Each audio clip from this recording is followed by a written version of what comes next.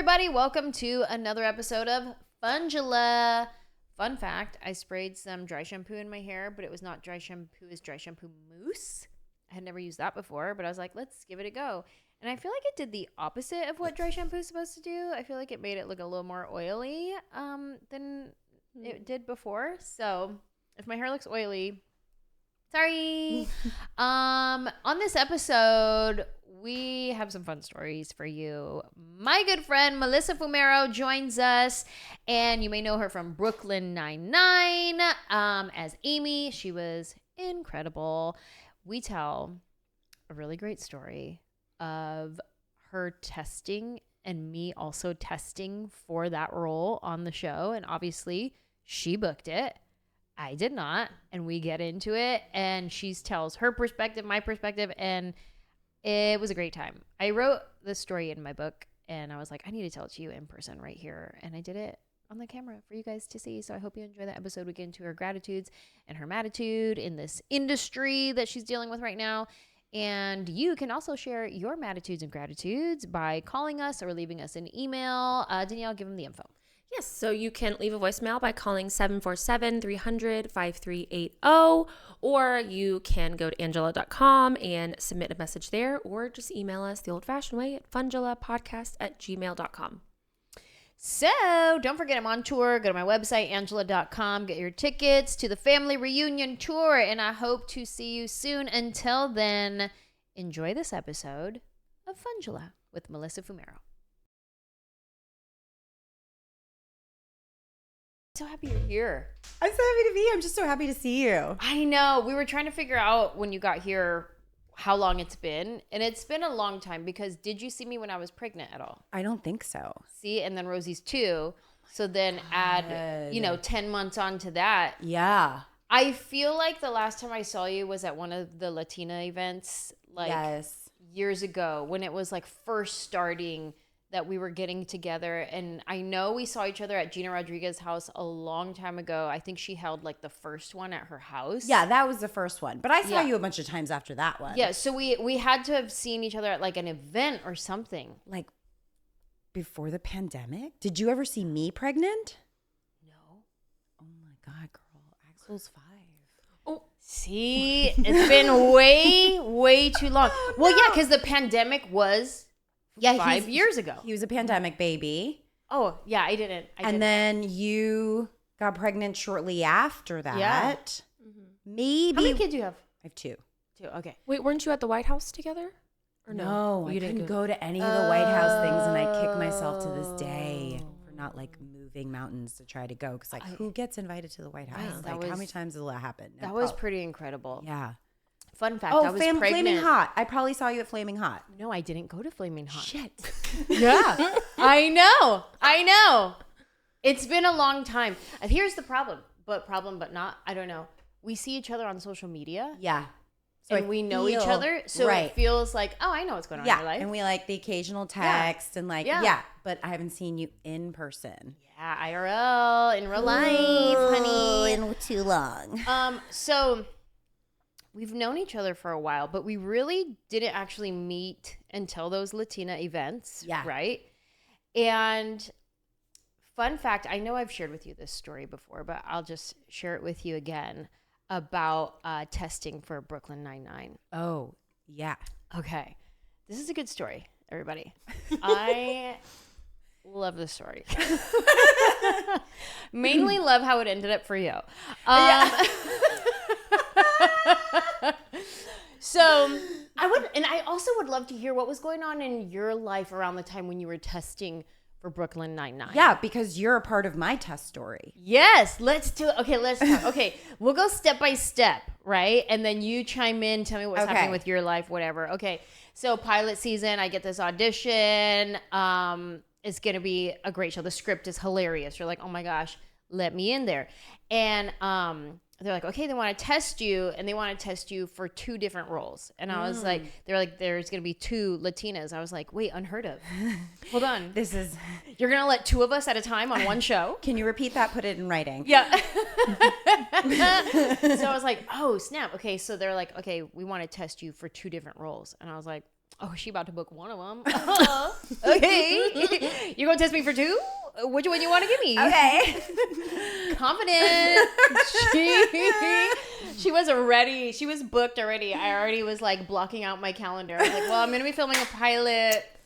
So just not gonna be able to do any stadiums. The months of. Sorry, cancel my tour, you guys, because I'm gonna be filming this pilot.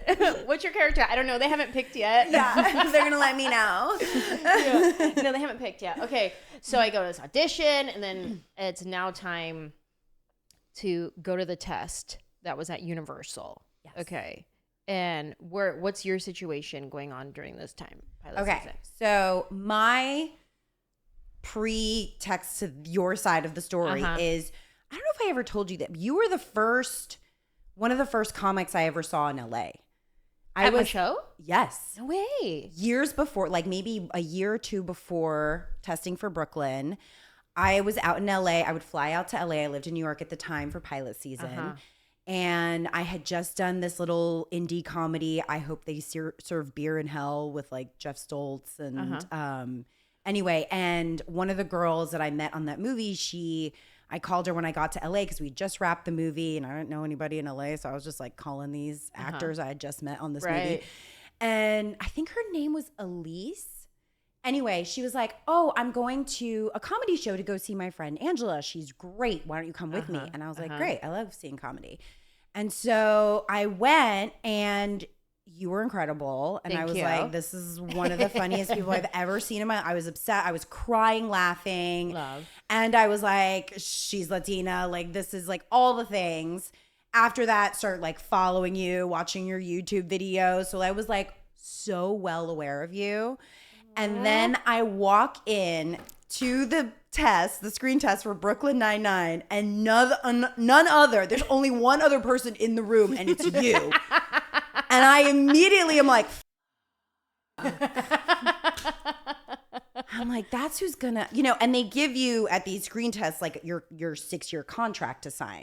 This was like back in the day, right? Nothing. It was, so they give you this contract that's like this thick, and you feel like you're signing your life away on the chance that you get it. So they give me and I'm there with my big ass book, just like looking at Anjelah and going, that's who's gonna get this. Like somebody who's like actually funny, who spent their life crafting their comedy. I was like, the fuck am I doing here? But it also made me go, well, fuck it. I'll just like go in and do it. And like, there's no universe in which I get this. So. And that you came in with the right energy. That was I just like came in not caring because I was like, there's no world in which I get this. So I'll just go in and have like, just do it. And I'll just do it. I'll just have fun. And during the audition, I remember at one point after there was like 2 scenes. They were like, and they didn't tell me we were going to improv. And they were like, well, now we're going to do improv. And I was like, okay. Like, like everything. I was just like, all right, like we'll do the, I just wasn't thinking about anything. Yeah. And meanwhile, I go in like, Andy Samberg and me auditioning. Okay. Hella nervous, hella just like, let's go. Pause story right here. That's actually how I booked MADtv. I'm in this waiting room with all of these actors who have been in Groundling, Second City. Like they all went to school for sketch comedy. I had never done any sketch comedy class ever in my life. That's amazing. Had just took a random joke writing class that was free at a church. Like that's the only comedy training I had at that point. So I went into that audition like, okay, whatever. All right. And then everyone else was like, training for this, I've been working for this. And I was like, all right, what do you want me to do? Yeah, sure, I'll try. It's like that energy of not desperate, you don't need it. It's just like, well, I'm just gonna go have fun. And you actually end up being more open. Yes. I feel like I heard years and years and years later that during those screen tests, like I was the only one, like, they saw so many great people, so many funny people, but everyone was, I think, trying to like impress Andy. And I knew who he was. And I was like, this is crazy. I'm doing a screen test with Andy Samberg. But again, I had the attitude of like, whatever. I am so like, they obviously made a mistake. And And they said they didn't feel like I was trying to impress him, like that I just was like open and rolling and playing and like, and that was ultimately what like, I guess made me stand out. Yeah. I wasn't going in with like I wasn't trying to do anything. I really was just like, I worked on the scenes. This is who I think the character is. And it's like such a lesson. And you were good. And thank you. But I think I was just after that audition, I was aware. I was like, oh shit, that went really well. Like that was one of the best auditions I've ever had. And I still wasn't attached to the outcome. I still didn't think I was going to get it. For me, I remember calling my husband and my manager and being like, I have to remember this. Like, I get in my head too much. I think I over prep things. Like, I just went in there. I didn't care. I was really open and it was so fun. And I feel like I just did some of my best work. And so I was just like, hold on to that. Remember that. Like, try to move in that direction. Yes. Walk me through the moment when they called you and told you that you booked it. But this whole podcast is about gratitude, right? Yeah. And it's their attitudes and gratitude. So I can only imagine Brooklyn Nine-Nine being on your gratitude list of your life and career. But walk me through that moment of booking it. I remember, so we lived in this little apartment in Hollywood, and I got the call that I was being heavily considered, or like they were waiting for approval from the network or something. And there was some concern that I didn't look tough enough to play a cop. Okay. And so my manager was like, we need to send some photos and videos. And I was like, what? So then it's literally going through like every headshot shoot I've done, every looking for leather jacket pictures, like so dumb. You're all, babe, record me in the backyard doing some parkour. Let's go. Any picture where I'm not smiling, you know what I mean? Like, and so Pull out some old high school photos. Yeah, just like resting bitch face. Like, I promise I have one. I really do. And so we sent a bunch of stuff. And it was like 2 hours of mayhem doing that and back and forth.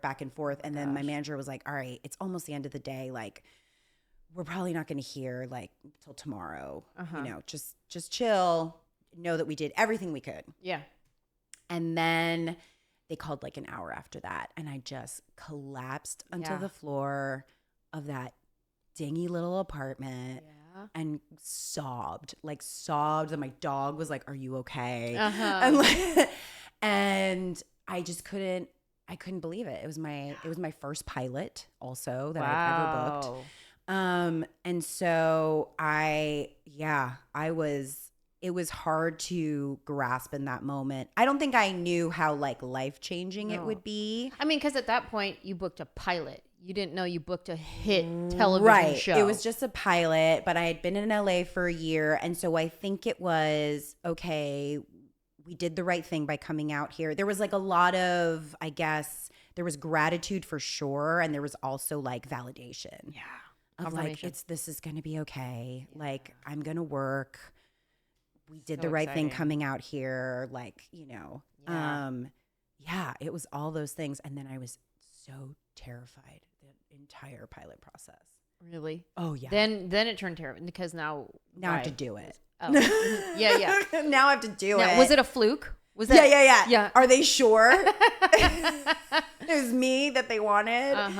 And I thought I was like playing it off, like kind of cool. And I remember we had this dinner after we wrapped the pilot, and Phil Lord, because Phil Lord and Chris Miller directed the pilot. And Phil Lord came up to me and he was like, you need to know that you deserve to be here. And I was like, oh man, I thought I was playing it cool. I obviously was not. I don't even know if Amy being so nervous, like just coincidentally came from the writers, or if they were watching me while we rehearsed and stuff and like started to writing it in. Yeah. Wow. But yeah, he was like, you need to know that you deserve to be here. And I was like, oh, it was a good lesson, but it took a while for me to get there. Really? Yeah. Oh yeah. I felt the first season, I mean, I ultimately learned that is actually how you do, how you play in comedy. I felt like I was like, I have no idea, so I'm just going to keep trying different things. Mm-hmm. I'm just like, whatever ideas come to me, I'm just going to try that. I'm going to try Yeah. this. I'm going to try that. I don't know. Is that funny? Yeah. And like, we had our producing director, Craig Zisk. I would constantly look at him after we'd do a scene, and he would like give me a little thumbs up. Like I was like very needy. Yeah, totally. I was like, you are my support animal. I'm so sorry. I'm going to look for you at the end of every scene. And like anytime I made anybody laugh, I would like, it would, you know, but I also, because they wrote Amy so kind of neurotic and nervous, it did help me. Mm-hmm.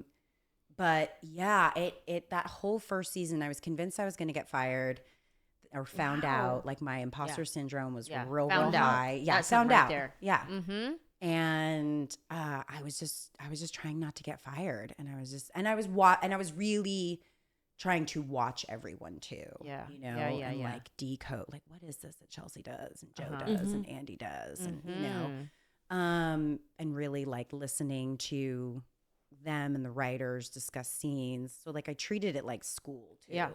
100. Yeah. That's so good. Yeah. It's crazy time. What a blessing, man. Oh my gosh. That to get those calls, like in our industry. Yeah. To get the I booked it phone call. Yeah. Especially after you worked really hard for something, like you rehearsed, you blah, blah, blah. Like, I'm sure you have as well, but I've had roles that were just offered to me. Like, oh, I'm going to do a guest star on this one because I'm friends with so-and-so. And they're like, hey, they want you on this show. Yeah. There's those moments that I'm grateful to do it. Yeah. But it's different when you get the call, hey, so-and-so wants you on their episode. Okay, cool. Awesome. Thank you. And hey, you booked it. You booked it. You got it. You got it. They like picked you. Oh my gosh. Like those moments, those are ones that I'm like, that's what it's, there's no feeling that can compare to that. Yes. Yeah. Yeah. A yes. But it's also like, I when I do get those calls, especially to be on like friends shows and stuff, like it is still, I don't know. It's still kind of like, I'm like, me? Like totally me, because you think like, because I'm a friend, but also because you like me. Like there's you think I'm good? You think I'm good? You trust me? Yeah, you trust me. You trust me on your show? You trust me on your show. 100. Like yeah. And you think I'm gonna help by being on, like that is also something. I still have moments where I'm just like, oh wow, like gotten to a place where like am I, you know, not doing them a favor. It's never that, but you know, like, it's such an honor hand in to hand. get, 100%. And but you don't get those asks until you've gotten to like a certain point. Sure. Like I remember the first time I got, an offer like that I was like, have I made it a little bit? Yeah. A little bit. Like in this little corner of the industry, have I made it a little bit? Yeah. Totally. Okay, now cutting back to my side of the story. So So I get a different call.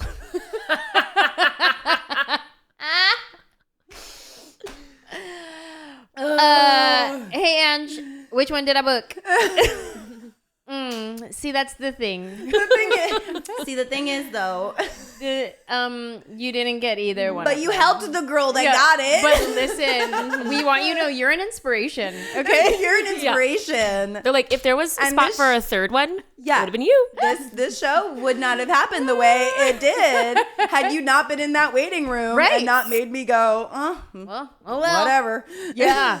Oh my gosh. Okay, so I get a call, didn't book it, whatever. Move on with my life, but don't. You know how there's those one projects that that's the one that I wanted. So that season I booked a different pilot. Oh. And so I filmed this pilot. And this one was such an incredible situation. Jon Favreau was directing it. Ooh. And I walk into that audition and he's like, "Hey, I'm a big fan." What? Hold on. Okay. All right. I kind of like loosen up a little bit because, you know, your nerves going in. I kind of loosen up a little bit. Like, oh, really? And he's like, yeah. And he starts telling me about, I think his kid who showed my video to him or something. I forget what the story was, but I remember being like, oh, like he knows my stuff. And like he's talking about my material and whatnot. Do the audition, crush, we improvise, crush. Then I get the call that I booked it. in this moment when I get this call, I'm already nervous. I know I am not right for this. Oh. I already know. Looking at the rest of the cast, I had to play older, and at the time, I'm not playing 40s. No. But that's what it was, a mom in her 40s, right? And it was I'm forgetting everybody's name. Well, Al Madrigal played my husband. Minnie Driver, About a Boy. Oh, yes. The TV series. Oh, yes. Okay. So I get the call that I booked it. I know in my gut I'm not right, but I know I had a great read with Jon Favreau, and I know he was a fan, so I'm sure he probably pulled for me. And I'm aware that this is not a perfect match in this puzzle piece, right? But he's making it work. And so I'm like, okay, well, he trusts me. I'm going to just come and give it my all, right? And we were filming in San Francisco, went and filmed. It was a great time. Woo, woo, woo. Come back. Then it's time for pilots. You get the call. They get picked up or not. And then I remember I was filming something else at the time. Like, I was on a roll. I was like, yes. And I get a call from my manager that was like, hey, good news and bad news. Good news is About a Boy got picked up. Yay. Bad news is you did not. You're being recast. Oh. But I knew. You knew. I knew I wasn't right for it. Yeah, I knew they but were that's trying real hard to still- like make it work. Yeah. And also, when I booked it, I was like, but this one isn't Brooklyn Nine-Nine. Like, that script was so funny. Yeah. And it was so like more like my style of comedy, Right. versus what this one was. Right. Again, super grateful for the opportunities, but in my brain I was like, when I booked it, I was like, it's not the other one. The other one's the one that I wanted. But still super grateful and happy for this, right? So anyways, then I get the call, you didn't book it, woo woo woo. Then I start going into this like mental spiral, as artists do, especially in this industry where a lot of times we are waiting on someone to give us the opportunity. We are, unfortunately, so much out of our control. Exactly. So it was one of those type of situations. At this point, this is months down the road, and I'm kind of spiraling mentally. I haven't booked anything. I'm recast from this show. Woo, woo, woo. And there is this one morning, I wake up early, and I'm like, you know what? I'm going to go on a run. I'm going to like just spend some time with God. And so I put my headphones in, and I'm listening to like worship music. And I'm like, I'm just going to go. I need to like realign with God and be like, okay, what is this next season? What is for me? Because I feel real sad right now. And so I go on this run, and then I stop to tie my shoe. This is not even a joke. I stop to tie my shoe, and this bus drives by, and there's Brooklyn Nine-Nine poster on the side of the bus, and there goes your face, and there goes your face, and Stephanie's face. Oh my God. As I'm on my sad walk, trying to be like, let's move forward. Let's How God, were you what is so this? nice to us when we met? I it would have was totally, rough. now knowing the story, had you given me the stink eye when we first met, I'd be like, I get it. But here's the thing.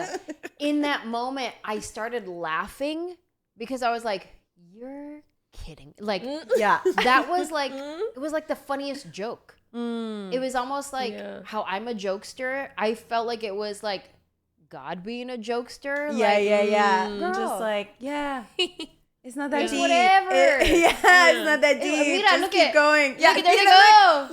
Look. It's not your face. It's their face. Living their best life.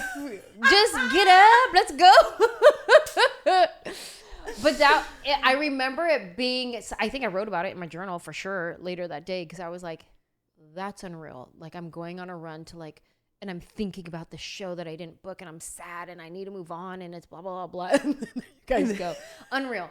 But also a very important moment for me in my life. And then we become friends after that and meet at the Latina events. And I can see what you're saying. Like, if you gave me a stink eye, like I would get it.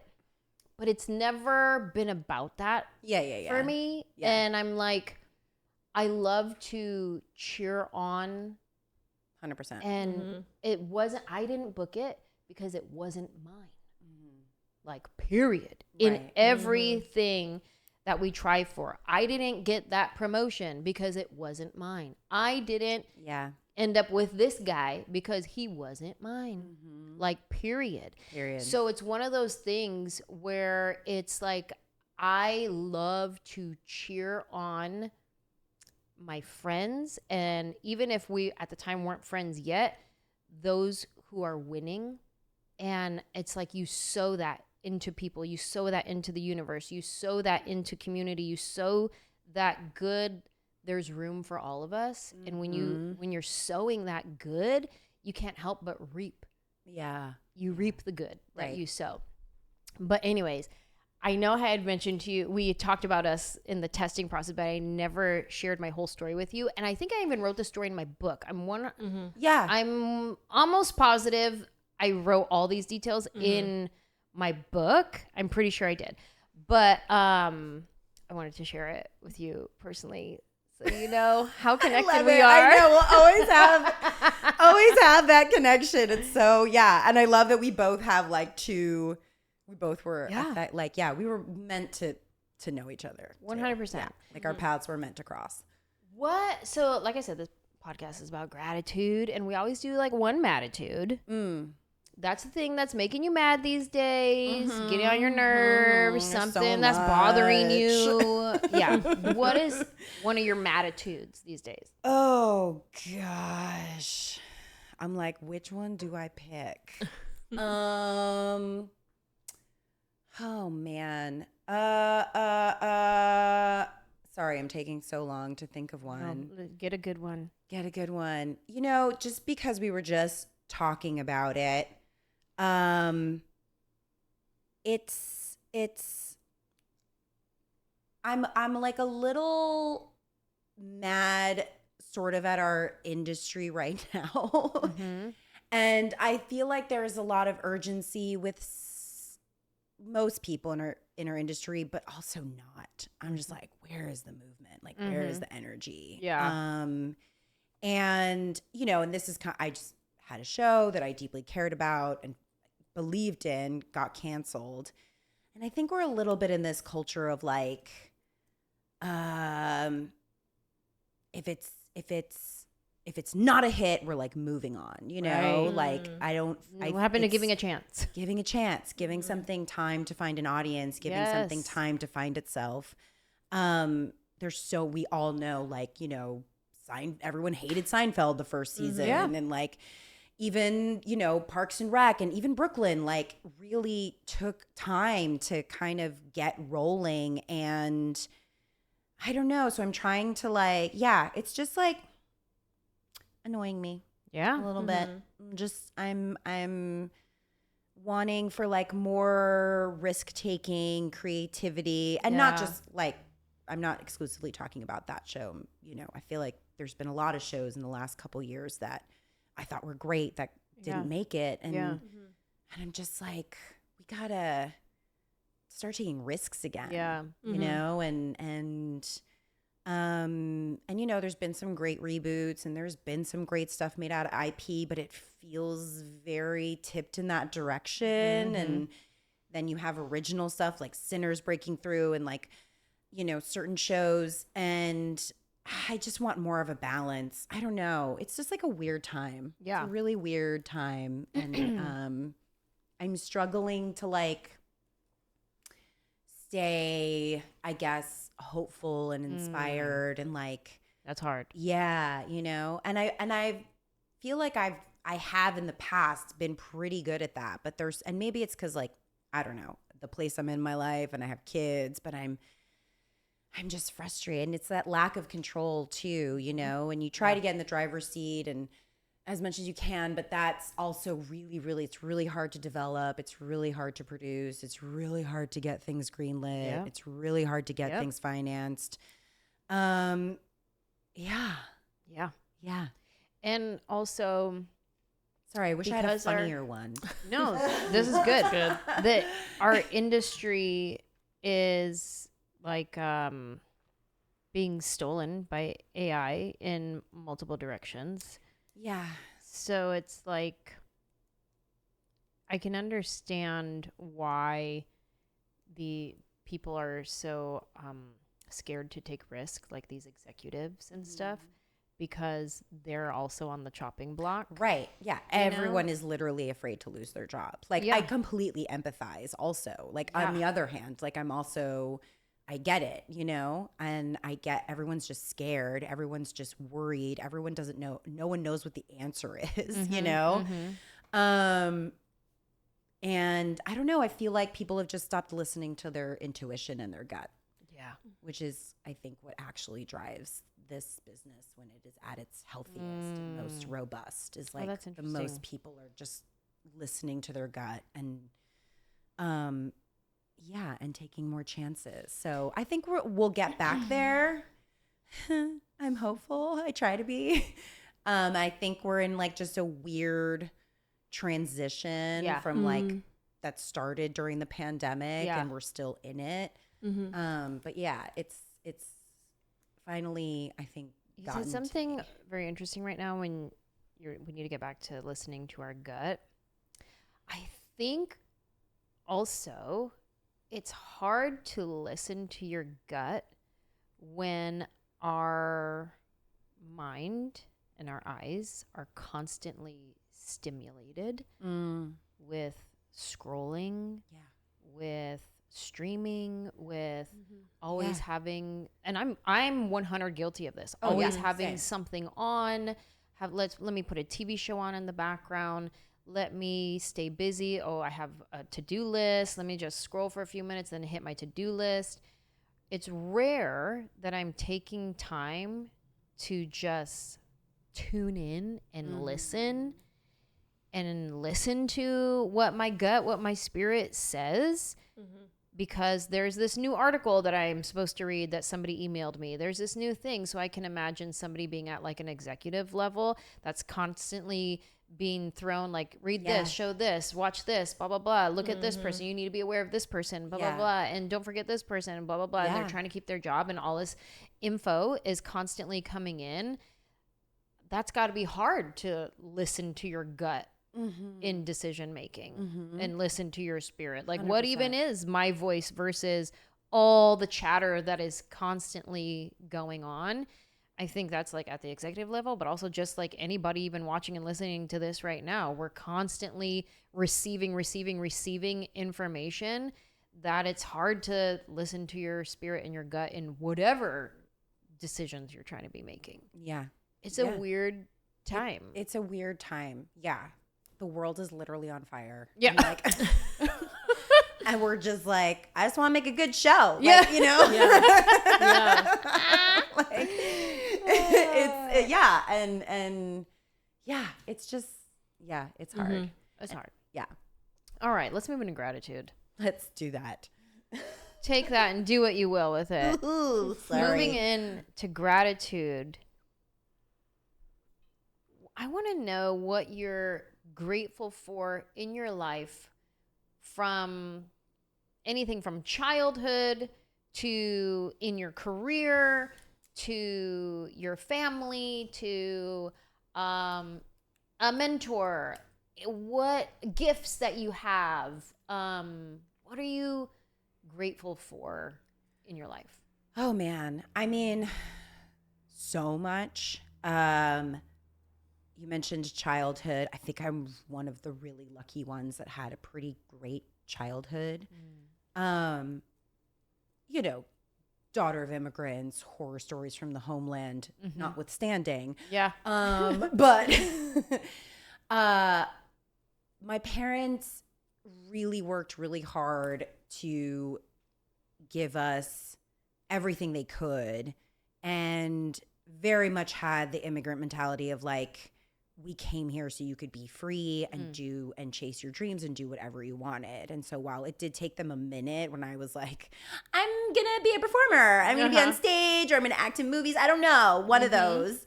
But they really, really supported me. But that's not actually what I'm the most grateful for. The thing I'm the most grateful for that I've come to realize pretty recently in my adult life is my parents were really good at forming community. They're very social. They make friends. And we always had people at our house. We hosted Noche Buena. There were many times friends or my grandmother would be, staying with us. And I had like a trundle bed growing up because like we needed an extra bed. right. It's so that I could sleep on that and somebody could sleep in my bed or whatever. And my husband grew up in a very similar way. And we do that now. And I've realized I've had some moments in my adult life where I felt kind of lonely. Like after Brooklyn ended, I realized that for a majority of while I was working on that show, I had my Brooklyn family. I had a few like friends in LA that mostly were honestly friends from New York. And I went back to New York a lot and kind of kept that life like half alive, even though I wasn't living there. Is that where your parents live? New Jersey, and then I moved to New York when I was 19 and I was there for like 10 years. But I've like course corrected and now we have a great community in LA. And my parents taught me how to do that. My parents taught me how to I love that. be open to people and like be social and not be afraid if you connect with somebody to like invest time and energy in that friendship. And we always have people stay with us. My kids are used to people, being at our house. We're just like, oh, Tio Mickey's in town. He's going to be here for 2 nights. Like, and they're like, yay. Yeah, totally. So yeah, I think I'm the most grateful for that. And, and you see even now, like studies about aging or getting older, and they say like one of the most important things is like having community and like having social interactions, like more so than exercise or diet or all these other things, is like, that you don't get too lonely as you get older. And I think about that a lot. And so Where are your parents from? my parents are Cuban. Oh, Cuban. Yeah. So do you have a lot of siblings? I just have one sibling. Okay. A lot of cousins. Right. So Manny, I'm Mexican, Manny's Puerto Rican, and he grew up with not a lot of family around. I grew up with so much family, and that's I love having family around. But I remember we used to have a big house, and then we downsized into a smaller house. We were in transition as we were moving along, and I was like, we need a bigger house. And he's like, it's just me and you. Why? And you were like, no. Yeah. Like, that's cute. But Actually, where's my mom and my brothers and sisters going to sleep? Yeah. Oh, yeah. My oldest son was like, I want my own room because he shares a room with his brother. And I was like, but then where are all our friends and family going to sleep? Yeah. Like, we Hello. need that room. Like, hello. Do you not want so-and-so to stay with us? Yeah. And then that always gets him because he goes, oh, yeah, I guess. Yeah. That's I mean, the thing. eventually I know when he gets older, like maybe he will need his own room and like we'll figure it out. But like for now, he gets a trundle. Yeah. I'm like, yeah, exactly. Yes. Here's your own room. You will still be sharing it sometimes. Yeah, totally. That is probably what will happen.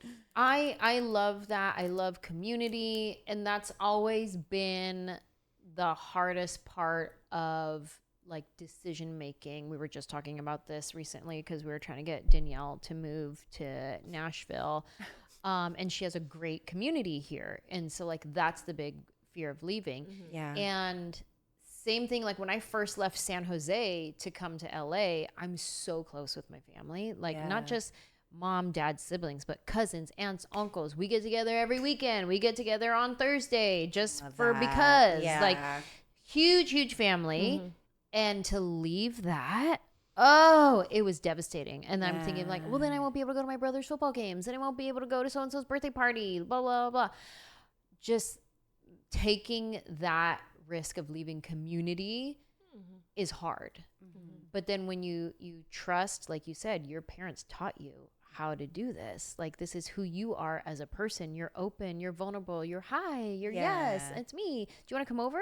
Like all of that. And you position yourself to receive community because that's what you put out. And then we have to have our goggles on of our filters of looking through like, oh, red flags. Nope, thank you so much. I know I invited you over, but never again. Thank you so much. Thank you so much. Thanks for playing. Yeah. See you. Not soon. Bye. That was great. No, it wasn't. Yeah. But it's I'm so big on community. I love having friends, and I used to have huge, like when we had our bigger house, we would do Thanksgiving. This was before pandemic. It was like, everyone come over, and if you know someone who doesn't know anyone, bring them. And then our Thanksgiving was like, 40, 50 people. I was at one. I'm just like, Before Danielle worked for me, she was at one of my Thanksgivings. Oh my gosh. Like somebody brought her. Like a good 2 years before. Yeah. Yeah. So it's just, we used to do like this big, huge.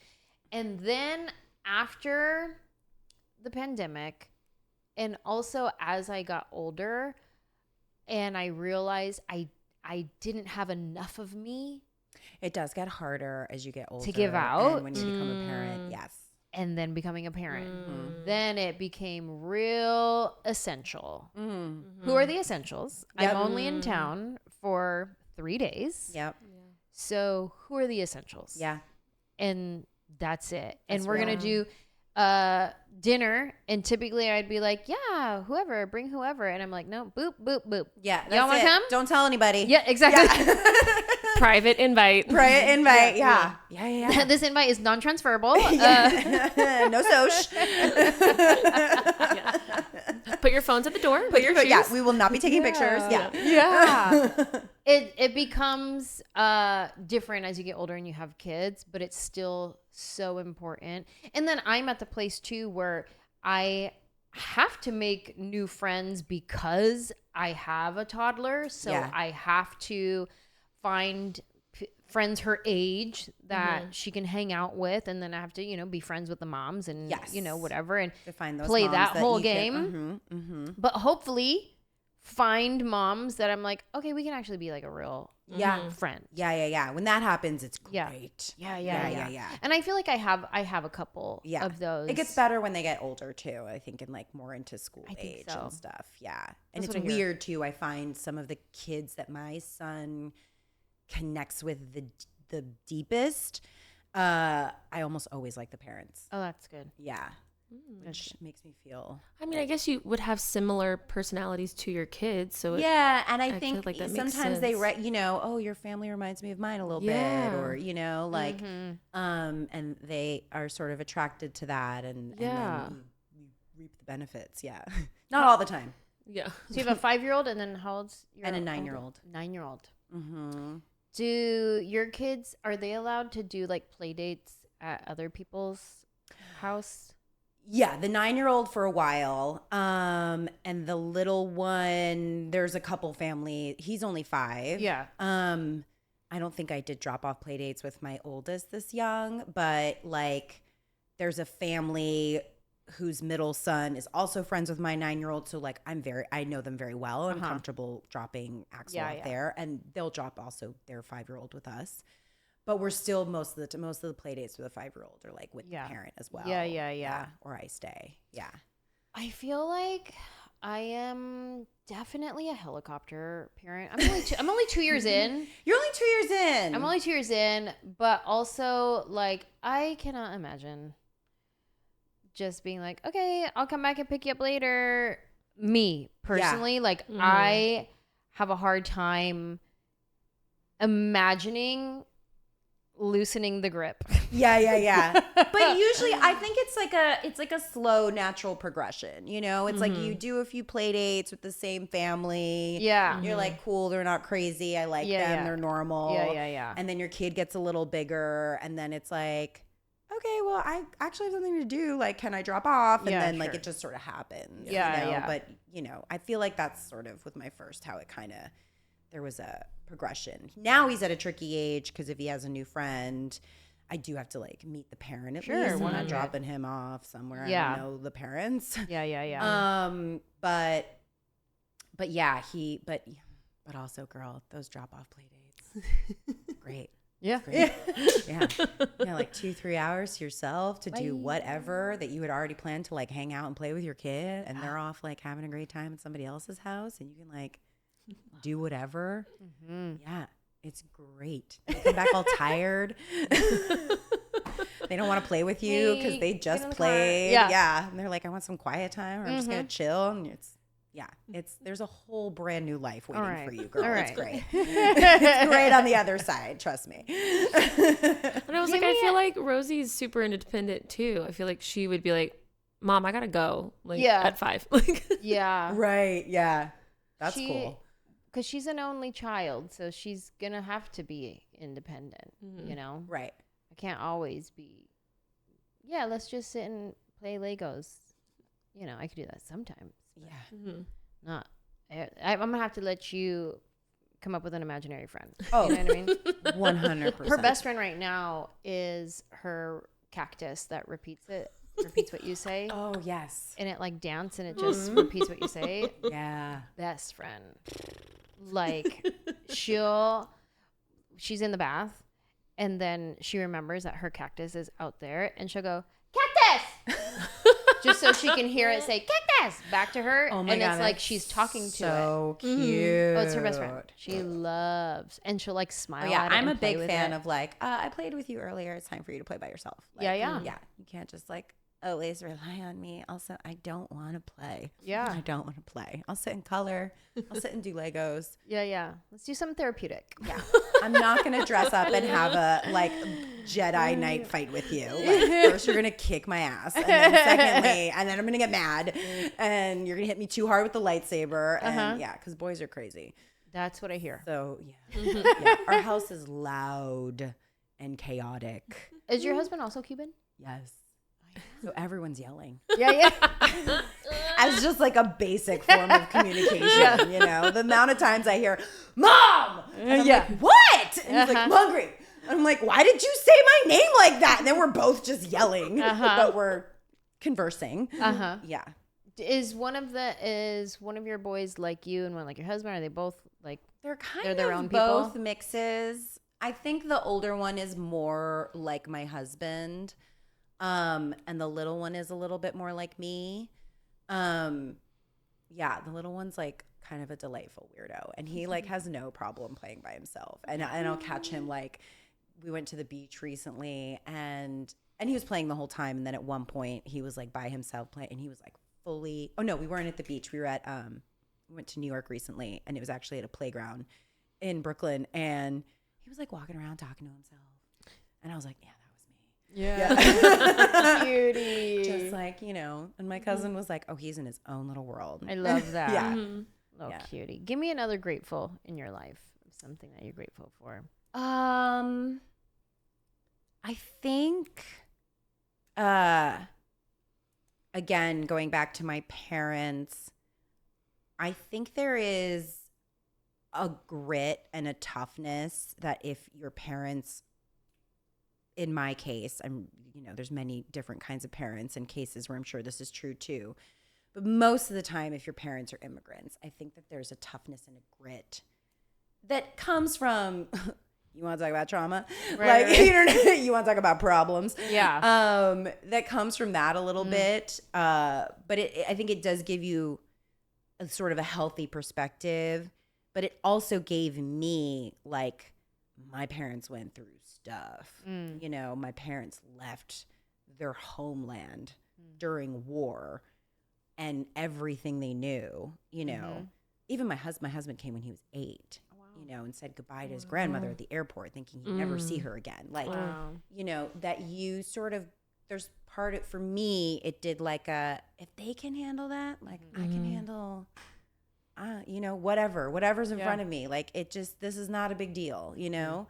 And I think especially choosing to go into this business, you know, my very first job was a soap opera, and the fans were really intense. Really? And like some of them are mean. Like some of them are mean.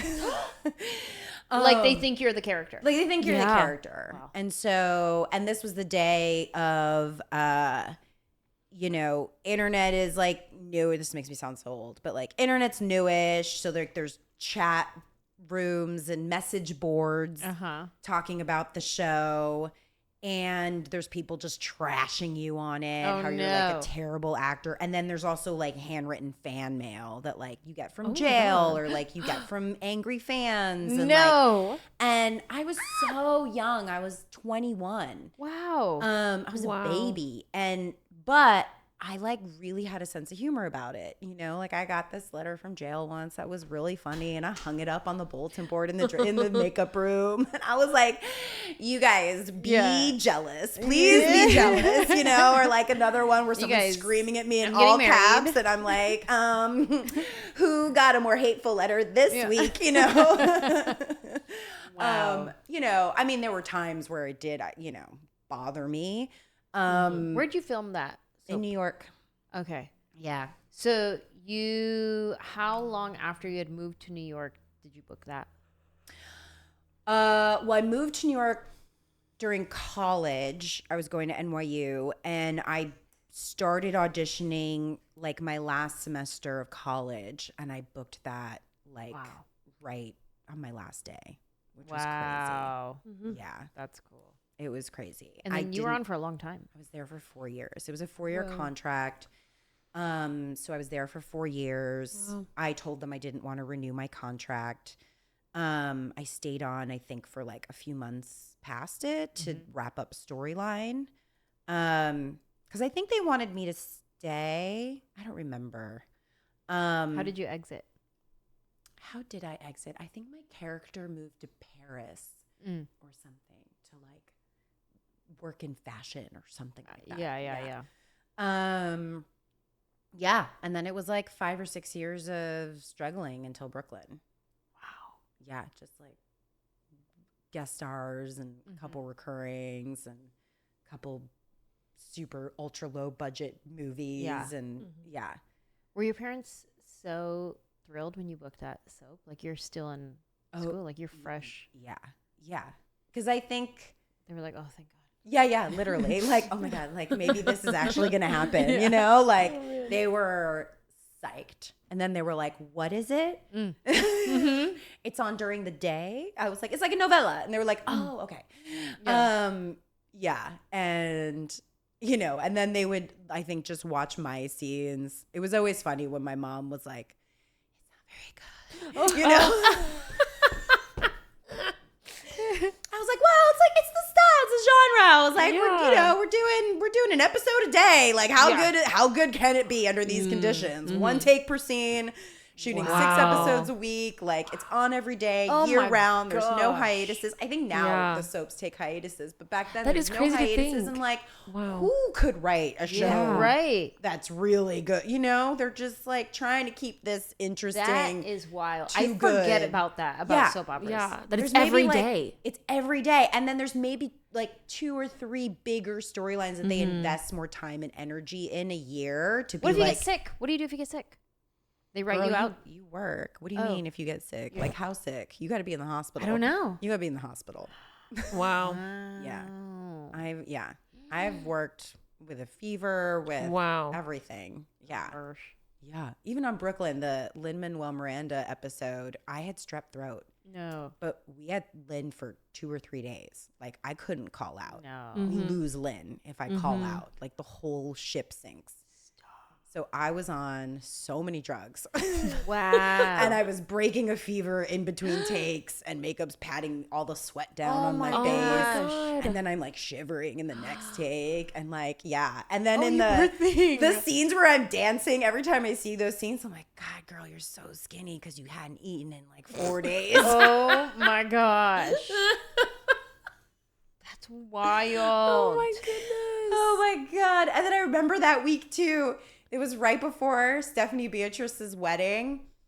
And we were standing in a circle, or I don't know, we're just standing on set. And I laughed, and like a tiny bit of spit came out of my mouth and landed in Stephanie's mouth. No. We were all laughing at something. And she went, huh! I think her spit just went in my mouth. Oh, no. And I was like, oh no. Here, take my antibiotics. Hurry. And I was like, oh my God, if I give her strep throat. It was either her wedding or her bachelorette party. There was like, it Something. was definitely around her wedding time. I Oh don't know if my I remember it was the goodness. wedding or the bachelorette party or something. And I was like, oh my God, I'm so sorry. I was a nervous wreck on top of everything. But yeah, it was, I don't remember much from that episode. Oh my gosh. Wild. Except no, I do remember the day we were doing all those dance scenes. I had already been on antibiotics. They called a doctor for me to come to set. I mean, they took like such good. They were. Sure. There was very much like a. We're so sorry. Like, Yeah. you know what I mean. We're so sorry, but you have to. We do this. can't send you home. Yeah. And I was already on the other side, but I took like a Sudafed or like a Dayquil anyway, and I didn't need it. And I was like, I feel crazy. I feel a little bit crazy. This is good that we're doing dance scenes right now because I feel like I have a lot of energy. Yeah. And I was just like a little bit speedy from the medicine, but which worked for those scenes.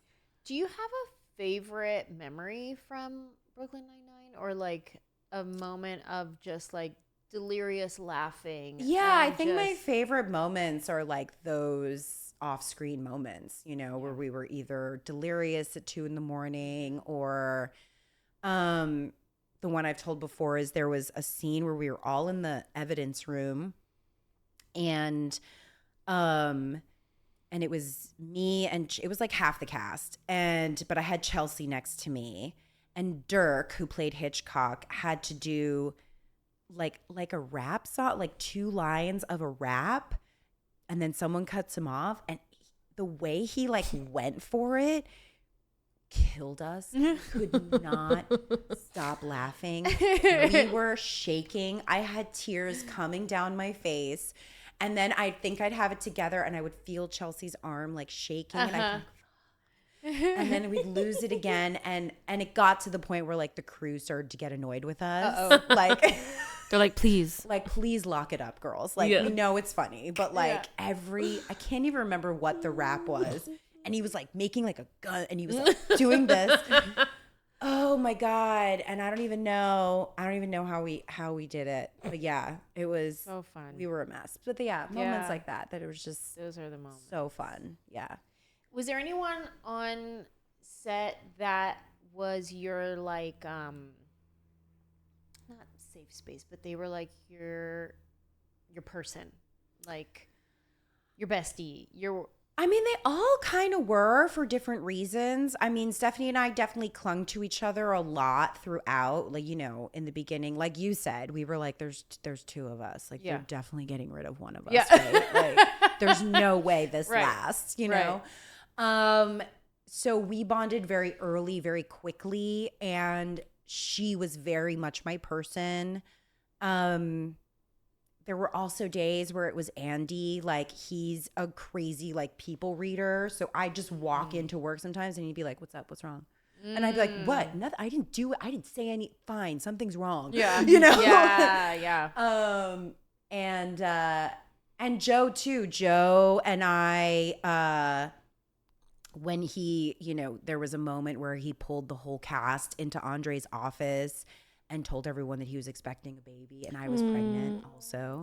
But nobody knew. And then we were all excited and we're hugging and crying, and then we walk off set and I like drag him into a stairwell and I was like, "Us too," and he was like, "What?" And our due dates were like a month apart. Like, adorable. Yeah, things like that. There were a lot of like big life moments that happened during that show too. Yeah.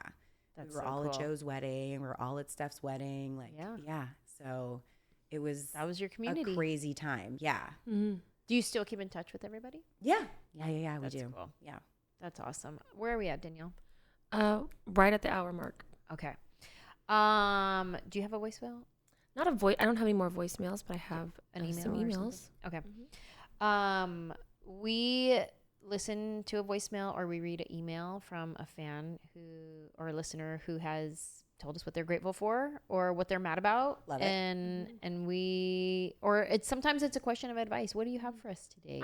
I have a little sweet gratitude. A little sweet gratitude. Yeah. Okay. And if anybody's listening or watching right now and you want to call or write and tell us what you're grateful for or what you're mad about or ask us for advice, Danielle will give you that information. Yeah, you can call us at 747-300-5380 to leave a voicemail. I'm all out, so send me some voicemails. And you can email us at funjelahpodcast@gmail.com or go to anjelah.com and fill out the form there as well. Yes. But I have a grateful today from Katie. And she says, Katie says, hi, I am grateful for my dad because he always answers my phone calls. Like when I missed my flight to Indonesia at midnight because I brought the wrong passport to the airport. He calmed me down. I got on the flight out the next day and he talked to me about 6 times the next day to check in. Oh, That's a Katie. good dad. That's sweet. That's why you don't bring your fake passport, okay? Oh my gosh. You gotta make sure. Keep those in separate compartments. That's a good dad. Yeah. That is a good dad. Are your parents still with us? Yes. Do you talk to your parents on the phone? Are they phone people? They are phone people. They're FaceTime people now. Oh, okay. Because They got to see the kids, right? They gotta see the kids. They So you like really only see seeing- their forehead. And Yeah. they see the kids. Yeah. We have those FaceTimes. Yeah. It's all like real low, you know? Mm-hmm. Yeah. And Yeah. then somebody's like creeping into the frame. Like, And then my in-laws, they'll try to share they both want to be on FaceTime. So I have like her ear and his ear. And they go, Mommy, what you eating? Why you eating your breakfast, Mommy? It's yogurt? You eating your yogurt? I'm like, Carmen, we can't see you. Move into the camera. yeah. Mine are always giving me the reviews for the new restaurants that they've eaten at. And I'm like, cool, but I also don't care. Like, I love that for you. How old are your parents? they're in their 70s. I love that they're like, yes, new restaurants. Like, yeah. They're very, I'm proud of them. They they do their walks. They've moved into this. They retired to Florida. They moved into one of those like kind of senior communities. Yes. They have a bunch of new friends. So cute. They're like, we went to dinner with our Canadian friends. I love They're it. here for the winter. Yeah. Good Italian place. Not very good. We're not going to take you. I'm like, great, cool. And then I love when they tell me stories about people I don't know. Oh, Uh-huh. yeah. And I'm like, I don't care. Okay, cool. Yeah. Like, how long is this story gonna go? Yeah. Okay. Mira, and then she broke up with him. Okay. I don't care about Jocelyn from Canada. Like, don't know her. That's your friend. That's your friend. Keep it to like the family stories. Right. Relevance to me? Yeah. Give me. Okay. Yeah. No family gossip. No. Okay. Do you have a big family? Extended family? I do. We have a lot of cousins in New York. My mom was an only child, so her cousins are really like her sisters. And they all grew up together, and they all immigrated here around the same time. And then there's a slew of like younger cousins, and then my mom has 2 siblings. My dad's family side is kind of light. There's not that much there. And then my husband has like a pretty big family too. Nice. Yeah. I have a huge family, but that's something I think about for Rosie because Rosie's an only child and my sister has only one child. But we have like hundreds of cousins. Yeah. Like it got lower. My mom had 4 kids. Her mom had 8 kids. Oh, wow. Her mom had 25 kids. Okay. Well, that's a lie. Her mom had 11, then she passed away, and then her dad got remarried, and he had more kids in a total of 25. My mom's dad was like one of 8 or 10 or something. So that's, the trickle down dwindles. of all the, yeah. And so now, like, I want her to have family, but I'm not having more kids. And so it's kind of like the community that you find and you make them your family. Yes. Or we call it chosen family. Yeah. And do you also like assign honorary like Dios and Dias and cousins? 100. And, yeah. So my 9-year-old just kind of got wise to that. He was like, wait, is Tia so-and-so actually like, is she your sister? And I'm like, no, she's a chosen Tia. Yeah. She's your Tia. Yeah. It is what it is. Stop asking questions. What do you mean? What do you mean? She's Thea. What? Yeah. All your real Tias and cousins are in New York. We're in LA. Yeah. What do you want me to do? Like, we got to fill the gap. Yeah, exactly. And there she is. Go hug her. She is. Yeah. Go hug her. I love her. That's what Alita said to Rosie when I came in and she saw me and she's like, hi, Danielle. And I was like, hi. And she just went back to what she was doing. And Alita was like, no hug? You're not going to hug her? She's here? And I was like, it's fine. Yeah. We're not huggers. I get it. Yeah. No, I know. We still force our kids to hug everyone. I know. And I'm learning to like respect her boundaries. Like if she don't want to give me a hug, then I'm like, okay, you don't want to give me a hug. Like I'm sad, but Yeah. I'm trying to not do that. Yeah. But there's sometimes where I got played off like, oh, I'm tickling you to make you, but just because I want to like squeeze you. And, hold you. I also sometimes wonder if I'd be different with a girl because I feel like having boys, sometimes I'm like, you want to hug me? Get over here. You know what I mean? I'm just like, I will force you to be affectionate, in touch with your feelings. Yeah. Not afraid to hug somebody, not afraid to show how you feel. Yeah. You know? You're like, okay, sorry. Yeah. Get over here and snuggle me right now and tell me how much you love me. What are you feeling right now? Name it. He's like, fear. You know, but I don't know. If I had a girl, it might be a little bit like, yeah, you should. Yeah, it's your body, your rules. Yeah, that's right. You don't want to hug Theo so-and-so? Don't hug Theo so-and-so. Yeah. That's it. Oh my gosh. Thank you so much for coming in and sitting down with me, sharing your gratitudes. And I love that we got to share our Brooklyn Nine-Nine test story and share that with everybody listening and watching. It's so interesting because especially people who don't know our industry and you just see your favorite show and your favorite actress and like you have no idea what all the different things that had to be, the chess pieces that had to be so you could see them on your favorite show. Like you having to send in tough girl pictures. Like that's the dumbest thing in the world. Like they know they love you, but you still had to be like, but hold on. Had to make them real. Yeah. So ridiculous. But thank you again for sitting with me. And I love you. I love you, girl. Thanks for having me. Let's see each other sooner than 5 years. Please. Good Lord. Thank you, everybody. Bye. Bye.